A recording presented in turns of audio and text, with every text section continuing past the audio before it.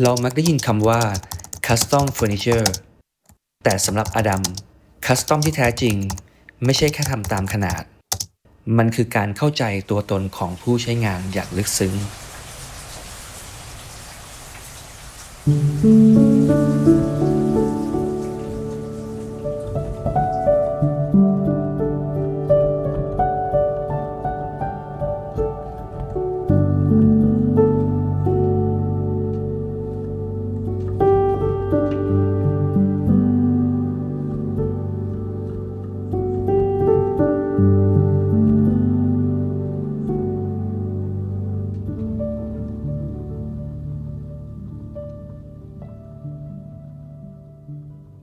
พาซา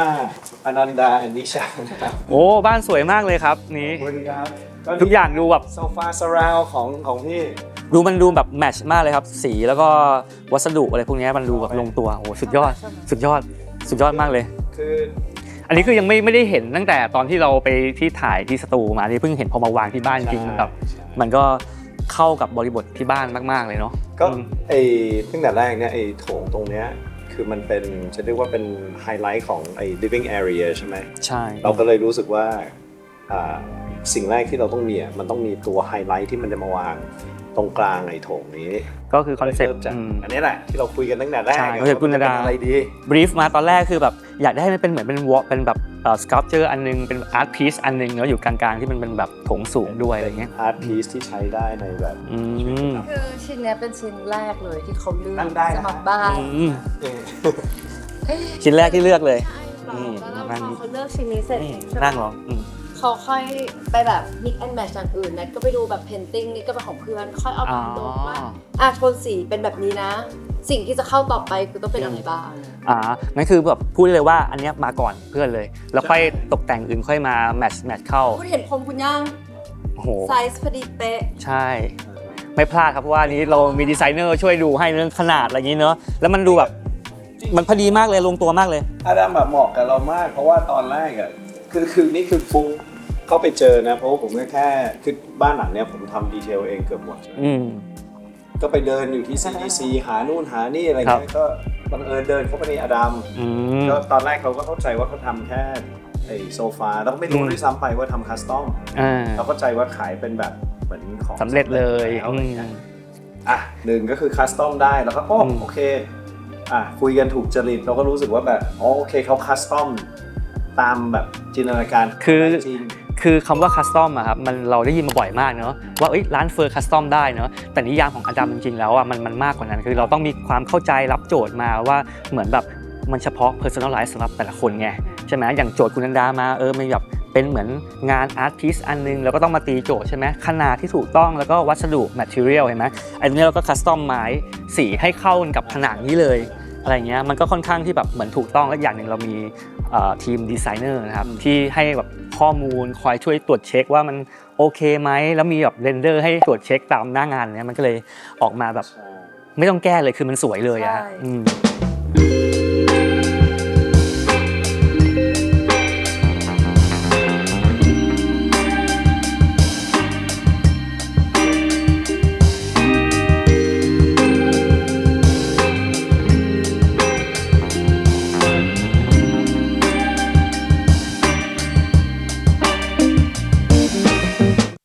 คุณนันดาได้ลองย้ายเข้ามาอยู่สักพักแล้วใช่ไหมก็ตอนนี้อยู่มาได้ประมาณเดือนครึ่ง2 เดือนแล้วเกือบอยากถามฟีดแบ็กนะครับว่าเป็นยังไงครับกับที่เราได้ออกแบบร่วมกันคือตอนแรกสำหรับโถงเนี่ยคือตามสแตนดาร์ดคนก็ชอบนึกถึงว่าเชฟของโซฟามันต้องหันหน้าเข้าหากันใช่ไหมครับแล้วคราวนี้คือผมไม่อยากให้โซฟาตัวนี้มันดูเป็นหนึ่งพีซอย่างแทนที่จะกระจายออกมาเป็นหลายชิ้นใช่ไหมก็เลยปรึกษาพี่ป๊อปว่าคุยกันไว้ว่าแบบทำให้มันเป็นโมดูล่าแต่เป็นชิ้นเดียวที่วางตรงกลางได้เลยแล้วคนเดินรอบได้แล้วก็เริ่มจากห้องนี้ผมก็รู้สึกว่าถ้ามันเป็นโซฟา1ชิ้นใหญ่ที่มันมีความเป็นสครับเชอร์วางตรงกลางห้องปุ๊บฟังก์ชันของมันเนี่ยมันต้องแบบสามารถ accommodate คนได้เยอะแล้วก็ในเวลาเดียวกันเนี่ยแต่ละกลุ่มก็คุยกันได้อย่างเงี้ยเนี่ยผมว่าที่พี่ป๊อปอยู่เนี่ยเป็นอะไรที่แบบตอนแรกโคตรเท่แต่อันเนี้ยไม่ได้เป็นอะไรที่คุยกันไว้นะกันแนดอะคือแบบยืนว่าอันนี้มาจากไหนอะ ไม่ได้บอกกันนะ ตอนแรก อันนี้มาจากไหนอ่ะไอ้หมุนได้ คนเนี่ยเขา skeptical เรื่องเก้าอี้ตัวนี้ ครับ เขาบอกว่ามันกิมมิกหรือเปล่าเราบอกเอามาก่อนแล้วก็ เนี่ย นี่พี่ป๊อปผมจะบอกเนี่ย ครับ อ่ะเนี่ย เดี๋ยวนะไปนั่ง อ๋อเราเปลี่ยน เนี่ยคือมุมแนทนี่คือมุมแนท เขาชอบนั่งมุมนี้ใช่ไหมแล้วผมอาจจะมานั่งฟังเพลงผมก็เอา iPad มาวางไว้นี่ตึ๊ดอาจจะมีไวน์หน่อยเหรออะไรเงี้ย ต้องอย่างเงี้ย ก็นั่งคุยกันอย่างเงี้ย มันเป็นอะไรที่แบบใหม่มาก ซึ่งเป็นที่ ใหม่ๆ นี่คือจริงนี่คือแบบกลายเป็นว่าตอนเราถ้าสมมติเรานั่งคุยกันอ่ะเรามักจะนั่งอย่างนี้หรือไม่ถ้าไม่ได้นั่งด้วยกันอะเราจะอัสซูมว่ามันควรนั่งนี่กับนี่ใช่ไหม ครับ ไม่กลายเป็นว่าตรงนี้เวิร์กก็กลายเป็นว่าแบบมัน คือ discover ไปเรื่อยๆอ่ะ ใช่คือมันเป็นเหมือนแบบเป็นการทดลองแบบคือมันฉีกจากบริบทที่แบบต้องเป็น L shape เป็น U shape ไปเลยนี่คือมันไปอีกแบบไปอีกโลกนึงไปเลยแล้วว่าผมว่าถ้าแบบมีหลายท่านอย่างที่คุณนานาบอกมันตอบโจทย์มากๆเลยนะอย่างที่ผ คื ม อแต่ท้าถามแนทอะจากความรู้จักเขาอะนะว่าเขากับพี่ป๊อปคุยกันมันก็เป็นกิมมิคด้วยแหละเพราะจริงๆแล้วอะ ครับ พูดแบบเรียวๆเลย นั่งแบบหนูเนี่ยก็นั่งคุยกันได้เหมือนกัน เราจะคือบางทีเรารู้สึกว่าจะ take it แบบ take ตัวเอง seriously ทำไมมันก็มีอะไรสนุกๆ ใช่มีแบบใช่ค ส รับ รุปตั้งแต่ อันนี้ไม่เหมือนใครนะเพราะว่าคิดมาให้เลยนะครับคิดมาให้ พี่ป๊อปพี่ป๊อปแต่สรุปตั้งแต่ ครับ มีตัวนี้มาอันนั้นนั่งคนเดียวนะ สนองนิด กลายเป็นเหมือนบัลลังก์ของเรา เป็นบัลลังก์ของเขา ข้อดีของโมดูล่าอย่างหนึ่งนะครับคือจริงๆถ้าเราวางที่สักปีนึงเราเริ่มเบื่ออย่างเงี้ยเราสามารถที่จะแบบ เปลี่ยน ส ชิ้นอั ลั น บ นี้ อั ได้ นนี้เอาไว้ตรงนี้ ถูกต้อง นั่นอันเนี้ยมันไม่ต้องอยู่นี้ก็ได้มันอยู่ตรงนี้ก็ได้อะไรเงี้ยเนี่ยมันเป็นแบบนี่คือความโมดูล่าของมัน ข้อที่นัทชอบมากคือนัทเป็นคนชอบไปเห็นอะไรเขียวๆก็คือชอบมองน้ำมองต้นไม้อยู่จุดไหนก็คือเห็นแล้วมันจะรู้สึกแบบรีแลกซ์ ผม รู้สึก เข้ามา คลาย ที่เนี่ยครั้งแรกอะผมรู้สึกว่ามันเป็นมากกว่าบ้านนะครับมันเป็นเหมือนแบบที่เราแบบมารีแลกซ์แบบชาร์จตัวเองเหมือนแบบเป็นรีสอร์ทเป็นอะไรมันมีความแบบ ไม่อยากจะบอกว่าคำนี้ได้ยินบ่อย ทุกคน คื บ อ อก มัน บ้า แบ น บ เหมือนรีสอร์ท ใช่ แบบเฮ้ยกูเข้าโรงแรมอยู่เนี่ย ใช่มันเป็นฟิลรีสอร์ทแล้วแบบ มีสปา มันมีต้นไม้อย่างโอ้โหต้นเนี้ยเข้ามาอยู่อย่างนี้มันแบบโอ้โหมันอิมแพกมากเลยนะผมว่า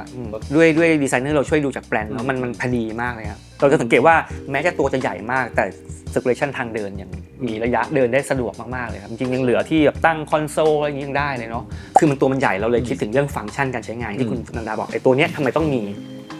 ก็คือแบบเอาไว้วางของวางแก้วน้ำแล้วเพราะเนี่ยสังเกตอยู่ตรงกลางเนาะ แล้วก็มันก็มีเนี่ย มีปลั๊ก ที่ชาร์จปลั๊กด้วย ใช่ มันแบบมันฟังก์ชันมาก ใช่นี่คือแบบคิดมาให้แบบครบเลยเนาะแบบ ก็เนี่ยอย่างแบบไลฟ์สไตล์จริงเนี่ยผมก็เนี่ยเปิดไวน์นั่งกินไวน์ฟังเพลงเขาก็อาจจะนั่งเล่นโทรศัพท์ของเขาไปอะไรเงี้ยมันก็วางจริงอ่ะก็ใช้ น่าจะเป็นแบบมุมนึงเลยที่ใช้เวลาอยู่กับมันได้แบบทั้งวันเลยจริงๆนะครับประมาณนี้ ก่อนจะฟังก์ชันขอพูดถึงเรื่องสีก่อน อ่า คือส่วนตัวนะเป็นคนที่ชอบอะไรที่แบบคอนทราสต์ ครับ คือป๊อปเห็นนะก็จะแบบไปหาอะไรขนมาผสม อันนี้ก็จะเป็นแฟบริกชนิดหนึ่ง ครับ ตัดกับไม้ตัดกับหนัง แล้วก็จะต้องมีแบบ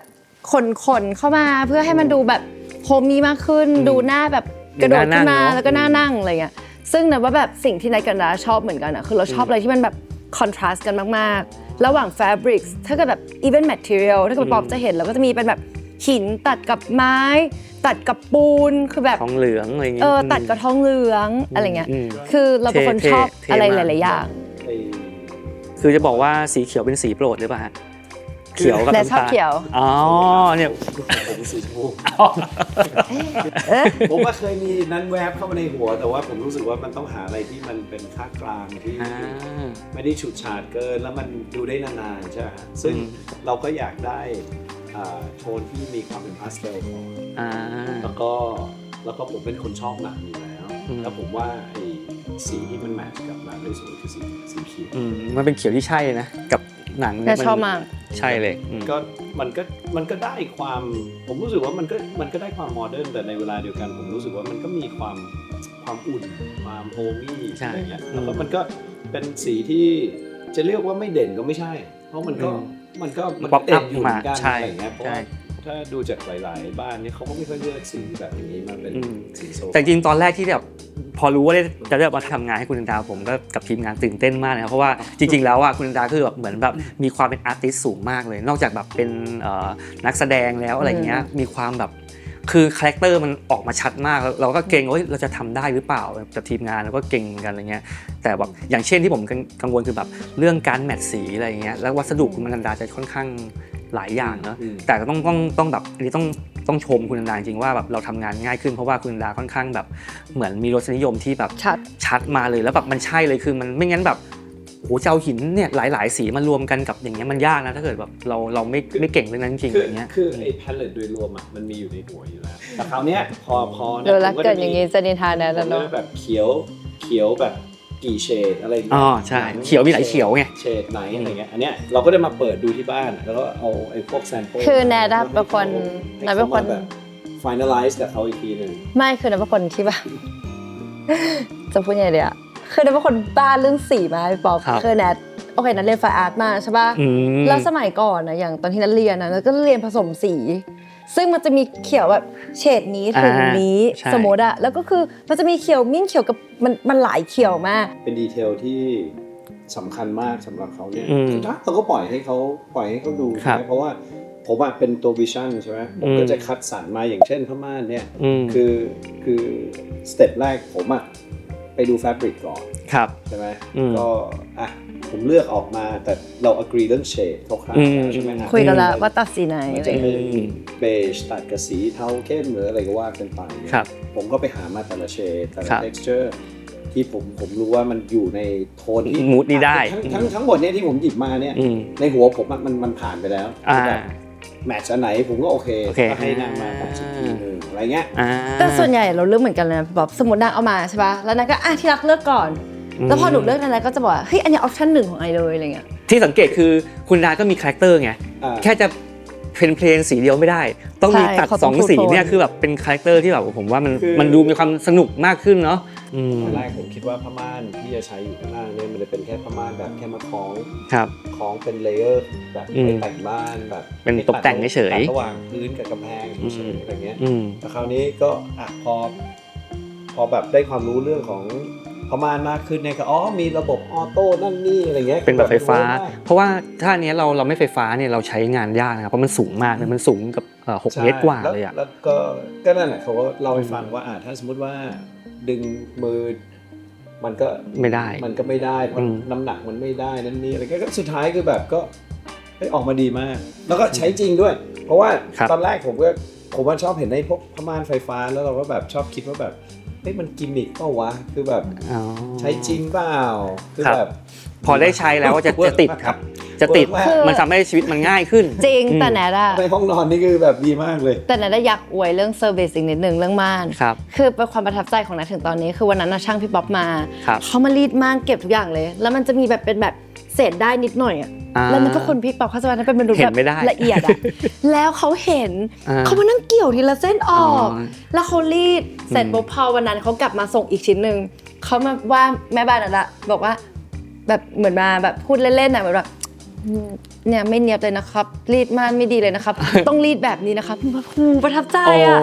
คือเทรนนิ่งมาครับเทรนนิ่งแล้วเวลาเขามาใช่ป่ะคะขยะทุกอย่างที่เขามาทำเขาเก็บเป็นระเบียบใส่กล่องแบบเป็นที่เก็บเนียบคืออันเนี้ยเป็นความประทับใจของนัทกาดำโอ้ขอบคุณมากครับอันนี้คือมุมนัทนัทชมนัทดาฟังตลอดผมมาทำผ้าม่านมาก่อนเลยจริงเหรอใช่แล้วค่อยมาทำโซฟาแล้วค่อยมาทำอินเทอร์เนียหนูชมพี่ป๊อปให้คนแบบรอบตัวหนูฟังแบบเยอะมากหนูบอกว่าแบบอันนี้คือไม่ได้ตั้งใจอวยนะคือเรื่องของเรื่องคือไอช่วงหลังเนี่ยไอดีลกับพี่ปิ่นเยอะเพราะว่าพอบีออกแบบเสร็จตอนนี้มันเป็น process ไอที่เก็บใช่ป่ะตามที่เราคุยกันซึ่งไอขอชมเลยว่าพี่ปิ่นให้ความร่วมมือไอแบบ perfect มากถึงขั้นที่ไอไปอวยกับทุกคนคืออย่างเช่นไอนอนอยู่บนโซฟาใช่ไหมพี่ป๊อปแล้วมันเลื่อนเพราะว่ามันไม่ได้ออกแบบไว้ให้ติดกันนั่นก็ส่งไปพี่ปิ่นบอกว่าพี่ปิ่นมันเลื่อนอ่ะพี่ปิ่นภายใน5 นาทีพี่ปิ่นวาดเลเยอร์มาพร้อมกับตัวติดเป็นแบบเลเยอร์มาให้ดูตอบเร็วแล้วก็บอกว่าคุณแนทพรุ่งนี้คนไปติดเฮ้ยพี่ป๊อปมันถูกใจนั้นมากเลยอ่ะคือมนุษย์ใจร้อนใช่ทันทีแต่ถ้าเกิดถามแนทอะของดีแต่ถ้าเซอร์วิสไม่ดีเราก็ไม่ต่อแต่สำหรับอดัมอะคือสิ่งที่ประทับใจมากกว่าวัตถุดิบที่ดีอะคือเซอร์วิสเลิศ แล้วก็สิ่งที่นัท ขอบ แฮ คุณ ป มากครับ ปี้มากๆเลยคือการที่นัทได้คอสตอมแบบโซฟาในเรียกว่าอะไรอะในเวอร์ชันความนุ่มที่หนูชอบ เพราะว่านัทเป็นมนุษย์ที่ถ้าสวยแต่นั่งไม่สบายนัทไม่อยากนั่ง คือแต่อันเนี้ยมันอยู่ในความซอฟต์ที่นัทแบบแฮปปี้มากอะ มันมีสิ่งหนึ่งนะครับที่ผมอยากจะพูดถึงอันนี้ถูกจริตผมมากเหมือนกันครับอย่างที่คลิกเลยกับคุณนันดาคือว่าเรื่องของสัจจะวัสดุเนาะอย่างเช่นหนังแท้เนี่ยปกติแล้วอ่ะมันเป็นหนังวัวแท้มันก็จะมีแบบวิงเคิลบ้างอะไรพวกนี้แต่ว่าคุณนันดารู้สึกว่าแบบไม่ติดตรงนี้คือไอ้พวกรอยริ้วรอยอย่างเงี้ยจากการที่มันเป็นวัวจริงๆมามันอาจจะมีแบบบ้างคือมันเป็นแบบความถ้าในมุมผมก็มองว่ามันแบบเป็นเสน่ห์อย่างหนึ่งของอะไรอย่างเงี้ยเนาะคือธีมหนึ่งของบ้านหลังเนี้ยมันคือ material แล้วผมอยากให้ material ทุกอย่างเนี่ย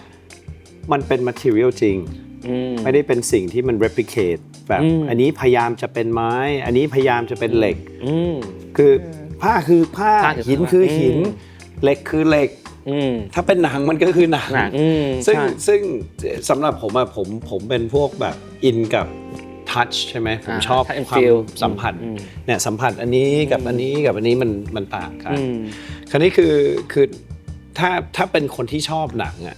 คือเขาก็ต้องเข้าใจในมุมนั้นแหละพี่ป๊อปใช่ไหมว่ามันเป็นสิ่งธรรมชาติมันไม่ได้เป็นพรินท์มาไม่ได้ปั๊มลายมาอะไรอย่างเงี้ยนี่มันแบบเป็นเรียลเลยและอันเนี้ยเสน่ห์ของมันเนี่ยพอมันอยู่กับเรานานๆมันก็จะเปลี่ยนไปเรื่อยๆอย่างรอยที่พี่พูดถึงนะอันนี้เห็นนัทบอกว่านี่คือรอยแมวข่วน another thing ที่ชอบมากคือมัน functional ด้วยแบบหนังแท้มันแบบทนทานมากทนครับใช่ที่แบบอยู่กับยูได้ทั้งชีวิตเลยอย่างเงี้ยใช่ซึ่งอันนี้ก็แล้วแต่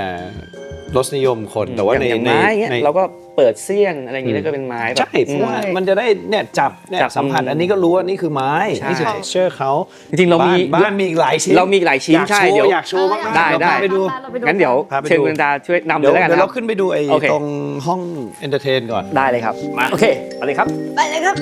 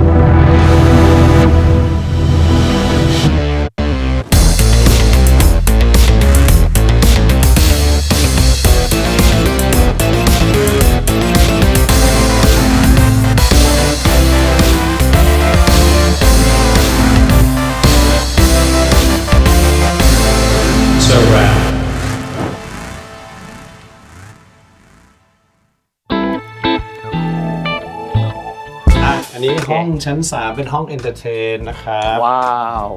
เข้ามาเลยโอ้ยนี่ห้องนี้สวยมากเลยครับเนี่ยอันนี้คือของคุณผู้หญิงนะเดี๋ยวให้คุณผู้หญิงเป็นคนแนะนำนี่อันนี้สีคุณที่คุณดาราสมาชิกคนใหม่นะเดี๋ยวชื่ออะไรครับเนี่ย2 วันเองมั้ยชื่อ Cosmo หรืออาจจะไม่ใช่เพิ่งคิดกันเมื่อวานถ้างั้นยังอยู่ในตระกูลจักรวาลเข้ากับโซฟาเลยสีเข้าเลยสีเดียวกับโซฟาเลยว้าวโอเคก็นี่อันนี้ก็คือตัวนี้ดูแบบดูน่านั่งมากเลยอ่ะดูเป็นคุณเพชรมากเลยอ่ะใช่ไหมตัวเนี้ยโอ้โหสุดๆเลยดูชอบมากอันนี้จะบอกว่าคัสตอมพิเศษนะครับสำหรับคุณแนทเลยเรื่องของฟีลลิ่งเบาะนั่งแล้วตัวเนี้ยเป็นเรื่องของความชอบคุณแนทชอบแบบนุ่มๆอย่างเงี้ยเนอะดูแบบจะนุ่มๆอย่างเงี้ยเราคุยกันไว้ว่าห้องนี้จะเป็นฟังก์ชันของนัทซะส่วนใหญ่เพราะว่ามันก็จะมีเกมส์เทเบิลอยู่ตรงนั้นข้างหลังเราแล้วก็จะมีจุดที่เป็นโซฟาที่มี2ฟังก์ชันก็คือไว้แฮงเอาท์ดูเราชอบดูกีฬากันตอนเช้าใช่ไหมเราชอบดูบาสก็จะมานั่งดูกันตรงนี้ประจำคือข้อตกลงกันของโซฟาเนี่ยตั้งแต่แรกอะพี่ป๊อปคือก่อนที่เอ็นดาเขาจะไปหาพี่ป๊อปอะเนทจะให้โจทย์เขาให้โจทย์เพราะว่าอยากได้อะไรที่แบบฟีลเบดแล้วก็แต่สีหรือ whatever คือเนทตามใจเขาแต่เนทอยากจะได้ฟีลแบบนอนกิ้งแล้วก็เป็นแบบเหมือนกับเป็นฟังก์ชันที่ว่าสมมติต่อไปแบบมีใครแบบเพื่อนอย่างเงี้ยมาบ้านแล้วไม่อยากกลับเนี่ยก็นอนได้เลยใช่เพราะว่าสัดส่วนคือจริงๆเป็นเตียงเลยแหละไม่ใช่ฟูกท็อปเปอร์มาปูแล้วก็ ทำเป็นเตียงได้เลยแต่นี่คุณต้องลอง เนี่ยสังเกตมีเนี่ยอีกแล้วพวกนี้ นี่ของเขาเรื่องหมอนน่ะเป็นของเขาหมด ดูนุ่มแบบดูนี่มาก ป เล ก ย ตินี่คือชีวิตประจำวันของนัทคืออย่างนี้ป๊อปทำให้ป๊อปดูนี่ก็ต้องแบบ สาธิต นี่สาธิต ใช่บางที นี่แล้วก็นอนดูบาสอย่างเงี้ย เห็นเขาหายไปเราก็แบบอยู่ไหนเขาก็เนี่ย เนี่ย เราก็ตั้งใจว่าให้โทนข้างล่างกับโทนข้างบนต่างกันข้างล่างก็จะสว่างหน่อยห้องนี้ก็จะมืดหน่อยก็ห้องนี้ก็จะมีความแบบเรียกอะไรแบบมีความเท่ใช่ข้างล่างมันอาจจะเอลิเกนต์หน่อยอะไรเงี้ยข้างบนนี้ก็จะเป็นแบบเท่แล้วก็มีความแบบแมสคูลีนหน่อยๆอะไรเงี้ยก็เลยโทนแต่ละอันมันก็จะแบบนี่แหละมันจะแบบโทนแบบคือจริงๆ โมเดิร์นหน่อยนะ มีความนิดนึงครับคือตรงนี้สังเกตมันก็เป็นแบบเป็น I shape โซฟาปกติแหละแต่เรามีดีเทลพวกเท้าแขนเป็นรอนๆให้มันดูแบบมีความแบบมีความเป็นผู้หญิงนิดนึงอะไรเงี้ยมีแบบดีเทลนิดนึงอะไรเงี้ยนะค เฮ้ย รับ ชอบมากแต่ที่เมื่อกี้พูดไปแล้วแบบไปดูว่าคิดแล้วขำหมูตัวเองคือพี่ป๊อปบอกว่าเท่ใช่ป่ะหันกลับไปกับสีชมพูอยู่ด้านหลังคือคุณผู้ชายเขาต้องแบบคือเขาชอบชมพูมากพี่ป๊อปคือต้องสวยจะตายไม่โอเคคือเป็นชมพูที่ได้ approve แล้วจริงๆอันเนี้ยก็ส่วนตัวผมก็มองว่าผมก็เซอร์ไพรส์เหมือนกันนะเพราะถ้าเป็นแบบอย่างที่บอกถ้าเป็นทั่วไปดีไซน์ปกติก็สีที่มันเข้ากันนะแต่ที่ผมว่าจริงก็แบบมันป๊อปอัพขึ้นมาทำให้ห้องมันดูแบบเด้งขึ้นมาอะไรเงี้ยผมอยากให้มันมีความป๊อปมีความสนุกหน่อยเก้าอี้เนี่ยก็คือเป็นดีไซน์ของอดัมอันนี้ก็เป็นงานที่เราสั่งคัสตอมมาเหมือนกันอันนี้เราแบบใช้เขาเรียกว่าให้แบบ proportion แบบนั่งใช้เวลาได้นานๆโดยที่ไม่เมื่อยนะเพราะว่ามันจะมีแบบมีเชฟที่มันแบบกว้างนิดนึงอะไรเงี้ยเพื่อแบบเพราะเข้าใจว่านั่งทำงานหรืออะไรเงี้ยที่เราเข้าใจน่าจะใช้เวลาอะไรเงี้ยรู้สึกว่าอันนี้ยกนักพิงขึ้นมาหน่อยหนึ่งป่ะใช่ก็คือก็อย่างว่าก็คัสตอมได้ผ้าม่านเราก็แบ่งโทนเหมือนกันก็คือในห้องนี้เราอยากให้มันโมเดิร์นมันคูลมันเท่หน่อยก็ไอเชียร์หรืออะไรก็ว่ากันไปเราก็เลือกให้มันเข้มหน่อยตัวม่านก็เช่นเดียวกันเรายังคงแบบดีไซน์เดิมก็คือเป็นสีตัดกันใช่ไหมฮะเป็นทูโทนโดยที่มีสีอ่อนข้างบนสีเข้มอยู่ข้างล่างแต่ทั้งสีอ่อนกับสีเข้มเนี่ยถ้าเทียบกันข้างล่างเนี่ยก็จะเข้มกว่าโดยรวมเพื่อให้มันเข้ากับห้องธีมห้องครับใช่เพราะพื้นในห้องเราก็ทำให้มันเข้มขึ้นเพื่อให้มันเป็นสีโอ๊กหน่อยครับมันก็จะเป็นแบบห้องนี้แบบดูเท่มากจริงครับดูฟ้าเฟิร์นแบบโอ้ไว้อยู่แบบอยู่ดึกๆอะไรเงี้ยครับ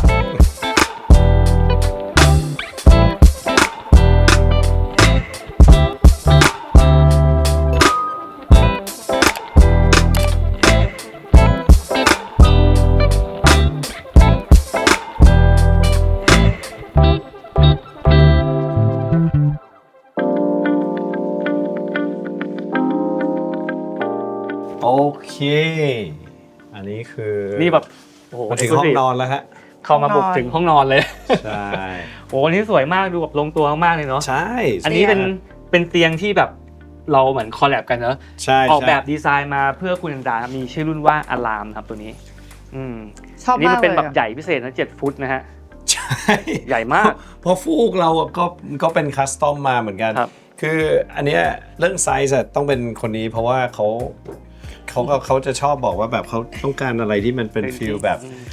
นอนกิ้งนิ่มๆอะไรอย่างเงี้ยก็เลยแบบเตียงก็เลยโอเวอร์ไซส์ขึ้นมา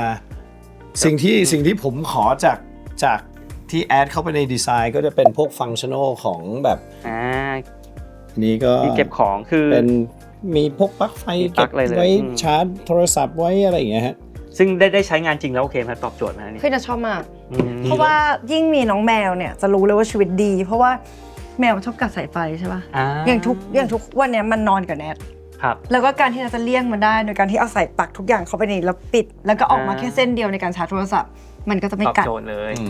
แล้วอันนี้ซึ่งเราทำไว้2ข้างนะเป็นเหมือนแบบเป็นฮิชแอนเทอร์เลยครับแล้วก็ดีไซน์ที่เป็นแบบคาแรคเตอร์จริงๆอ่ะเราถ้าสังเกตหัวเตียงเนาะเราเอาตัวเส้นเอาท์ไลน์ของตัว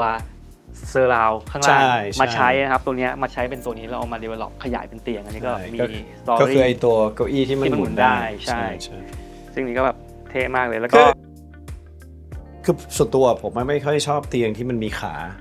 เพราะผมไม่ค่อยชอบความรู้สึกว่ามันมีข้างใต้ใช่ไหมมันเหมือนแบบฝุ่นหรืออะไรกันเป็นฝุ่นเป็นที่อับเป็นไม่รู้อาจจะเป็นแบบโรคจิตเหมือนแบบไว้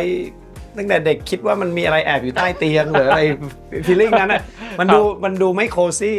แต่ในเวลาเดียวกันเราก็ไม่อยากให้มันติดพื้นจนมันรู้สึกแบบเฮ้ยเรานอนบนพื้นหรือเปล่ามันก็เลย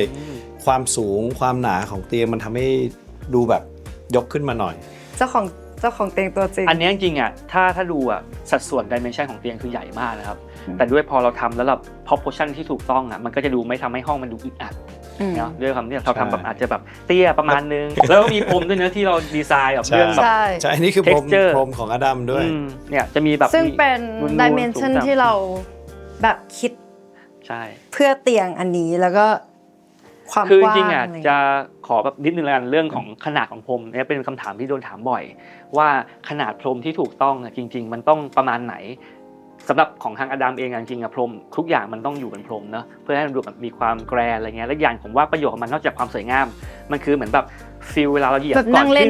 ขึ้นเตียงอะไรอย่างเงี้ยครับมันก็เลยผมอยากให้มันแบบใหญ่ๆนิดนึงอะไรเงี้ยครับมันก็เลยเจาะมาเป็นผืนค่อนข้างใหญ่ประมาณนี้แล้วก็อันนี้พิเศษมากๆนะครับคือเราสั่งทอพิเศษนะครับเพื่อที่ให้แบบขนาดมันใหญ่จริงเพราะไม่งั้นถ้าเกิดเราไปซื้อพรมสำเร็จมันอาจจะต้องมีการต่ออะไรอย่างเงี้ยเนาะมันจะไม่สวยอันนี้คือแบบทอมาเต็มผืนใหญ่ๆเพื่อคุณอันดาคุณแนทเลยประมาณนี้ครับสุดยอดสีแต่อันดาเขาจะนั่งไว้แบบเป็นบีนแบ็กเลยนะพี่ป๊อปตรงนี้คือวัสดุอีกนิดนึงแล้วกันเพิ่มเติมกันเรื่องวัสดุเราใช้เป็นเขาเรียกเคซิลนะฮะเคซิลเนี่ยจริงๆมันก็คือมาจากไนลอนมันจะเป็นคล้ายๆเขาทำเหมือนให้ฟินิชชิ่งอ่ะมันเหมือนพวกเป็นไหมอะไรพวกประมาณนี้จะมีความเหลือบๆถ้าสังเกตนะครับแต่ว่ามันมาจากไนลอนเนอะมันก็ทำให้มีความแข็งแรงของแบบทนทานในการใช้งานประมาณนี้แล้วก็อย่างถ้าเกิดมีน้ำหกหรือว่าอะไรอย่างเงี้ยมีน้องแมวน้องอะไรเงี้ยมาเกิดฉี่อะไรประมาณเนี้ยถ้าเราเห็นน่ะเราซับออกได้เลยครับมันดูแลง่ายมากโอเคดีมากงั้นจะได้แบบหายนอยหน่อยเล็กเรื่องนึงดีเทลเยอะสีเนี่ยก็คือคัสตอมพิเศษนะเรามีปอมสีเยอะมากแล้วนั่งเลือกเลยปอมไหนมันเข้ากับอันนี้คือเลือกทุกอันเลยซึ่งอันเนี้ยเราส่ง reference ไปให้พี่ป๊อปแล้วก็คือตอนแรกเราไม่รู้ว่าทำพวกนี้ด้วยไงตอนแรกผมคิดว่าเป็นแบบก็เฟอร์นิเจอร์อย่างเดียวแล้วก็มารู้อีกทีนึงเอามีผ้าม่านแล้วรู้อีกทีนึงมีพรมด้วยก็เลยเนี่ยรับจบก็แทบจะเป็นเทิร์นคีย์เลยป่ะทุกวันนี้ใช่ไหมก็ทำครบหมดทุกอย่างใช่เพราะว่ามันก็สะดวกด้วยแต่พรมนี่คือผมก็เหลือเชื่อเหมือนกันเพราะว่าเราส่งไปเป็น reference เราก็คิดว่าเดี๋ยวจะโดนตีกลับมาด้วยข้อจำกัดว่าแบบครับแต่ว่าผมมีลายอย่างนี้ผมมีลายสำเร็จอย่างนี้นะแต่ไม่ใช่เลยนี่คือมาแบบมาแบบมาคัสตอมตาม reference จริงๆเลยตามรูปเลยคือเราก่อนเราจะผลิตเราก็มีทำอาร์ตเวิร์กให้คอนเฟิร์มทีว่าถูกต้องไหมอะไรเงี้ยแล้วแม่นมากพี่ป๊อปแต่มีเรื่องนึงที่อยากจะถามคือความหนาอันนี้นี่คือมันแบบความแน่นของเส้นไหมอะไรเงี้ยค่ะคัสตอมได้หมดเลยจะให้สูงต่ำอะไรอย่างนี้แจ้งได้หมดเลยคือเราก็ตาม reference ที่ทำมาอะไรเงี้ยถ้าสังเกตแล้วแต่อันเนี้ยมันเวิร์กมากเลยตรงที่ว่าอย่างแนทเป็นคนมีสัตว์ใช่ป่ะแล้วแมวมันจะชอบแบบข่วนมันไม่หลุดแน่นมากเพราะอย่างที่บอกเป็นไนลอนเนาะอันนี้แปลกมากมันจะเหนียวแบบค่อนข้างทนครับอันนี้คือแนะนำเลยเอาจริงอ่ะผมอินดีเทลขนาดไหนรู้ป่ะนี่เล่านี่ผมไม่เคยเล่าให้ใครฟังเลยนะไอเตียงมันเนี่ยดูเผินๆน่ะมันก็จะดูแบบวางกับพื้นใช่ป่ะแต่จริงมันไม่ได้ติดพื้นนะสังเกตมาผมมีแกลบเล็กๆตรงนี้ใช่ผมใช้แอชวูดอยู่เป็นคล้ายๆเป็นขามันที่ยกขึ้นมาเพราะว่าเรารู้สึกว่าถ้าเกิดเราจะทำความสะอาดดูดฝุ่นอะไรเงี้ยถ้ามันไปไอตัวดุหัวมันไปชนบ่อยๆมันก็อาจจะไม่ค่อยดีไงเราก็เลยยกให้มันนิดนึงให้มันมีแบบและอีกอย่างนึงเวลาเราเดินบางทีแบบไปเตะอันนี้ผมจะมีเห็นไหมทำแบบกรุ๊ปเป็นนิดนึงเวลาเดินไม่ได้แบบกลางคืนแบบจะไปห้องน้ำเนี้ยพอดีเลยเตะประจำเนี่ยเป็นสิ่งดีเทลที่แบบเรามีประสบการณ์แล้วก็มาเอามาใช้ปรับใช้ได้ไงบอกไงว่าคนนี้เขาดีเทลแต่เราชอบมากคือห้องนี้เราก็ใช้เป็นผ้าม่านไฟฟ้าด้วยใช่ไหมฮะก็แล้วก็เรื่องของ texture ผ้านี่ก็จะเป็นอีกธีมนึงก็ที่ผมบอกไปว่ามันมี3โทนสีที่เราเลือกเอาก็คือพอเราขึ้นมาชั้น4กับชั้น5ที่มันเป็น personal space แล้วมันมีแบบพวกห้องนอนเนี่ยก็เลยอยากให้โทนมันโคซี่ที่สุดก็เลย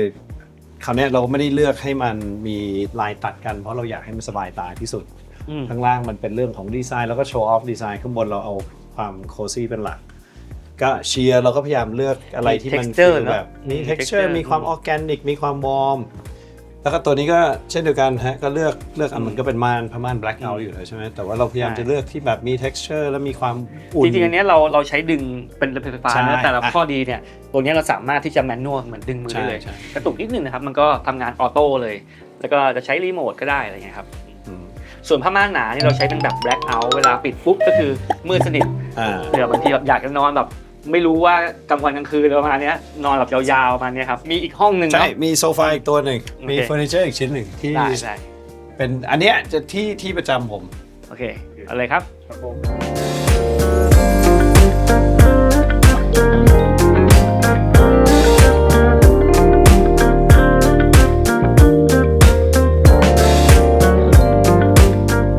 นี่คือ area ของผมละ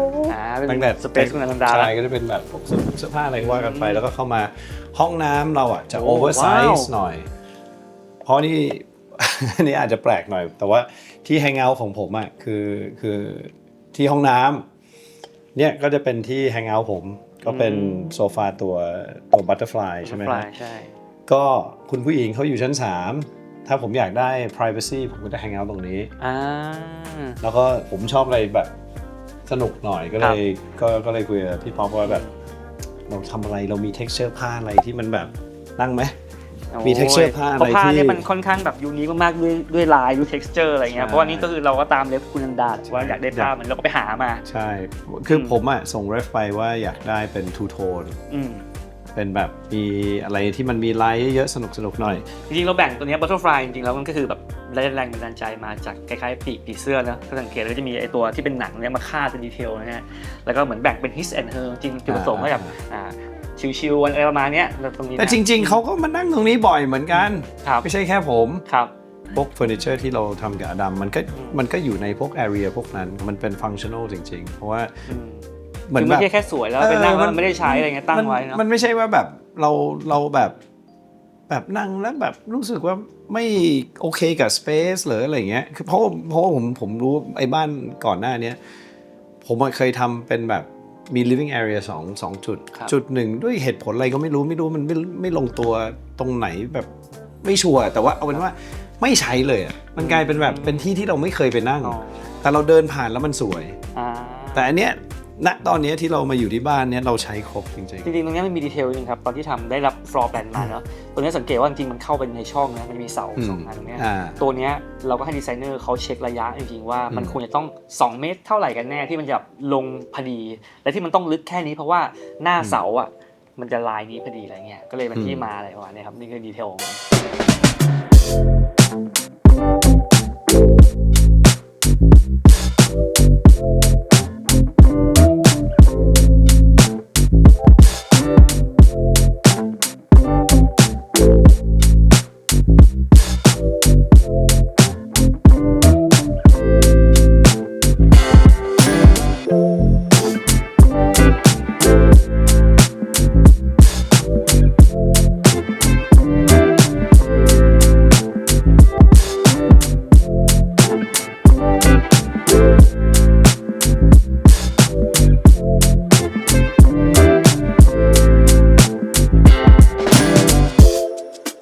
ก็เสร็จสิ้นที่เรียบร้อยวันนี้ก็ต้องขอขอบคุณคุณอนันดาและคุณแนทมากๆครับที่แบบให้ทาง Channel อดัมนะครับเป็นแบบ Exclusive มากๆมาเปิดค่าให้ดูนะมาดูงานที่เราแบบคอลแลบทำงานด้วยกันโซฟาหลายตัวเลยแล้วก็อยากจะสื่อสารมากเลยว่า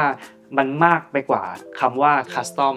Furniture เนี่ยมันต้องมีอะไรบ้างในคำนิยามที่ทางอดัม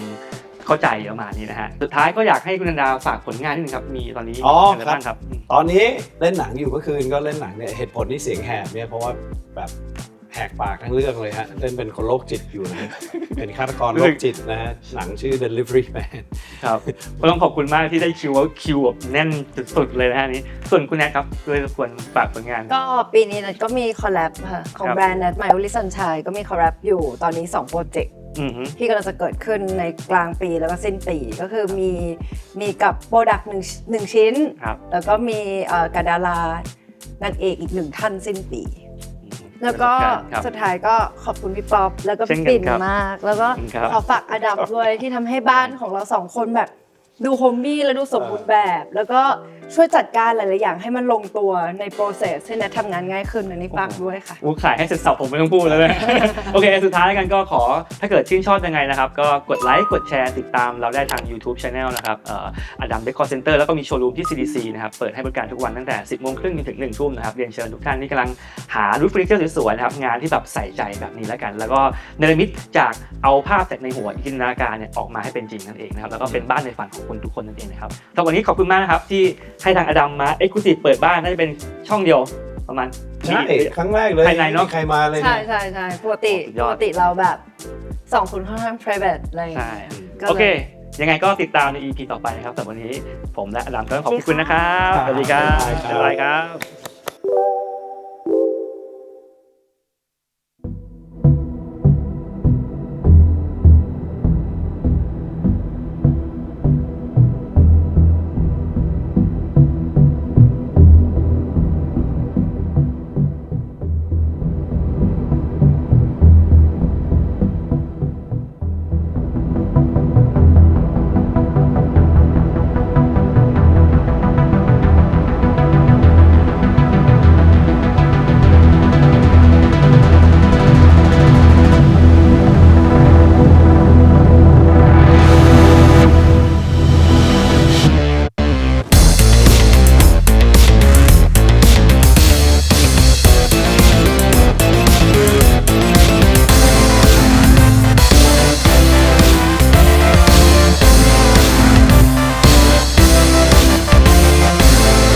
Surround.